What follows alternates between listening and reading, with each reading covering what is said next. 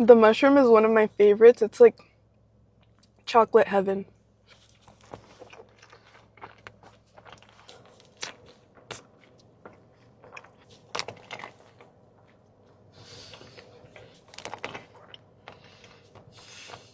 The blueberry used to be one of my favorites, but I think now it's the mushroom. This is the reason why I came today. They just dropped their Valentine's Day desserts and it looks so beautiful.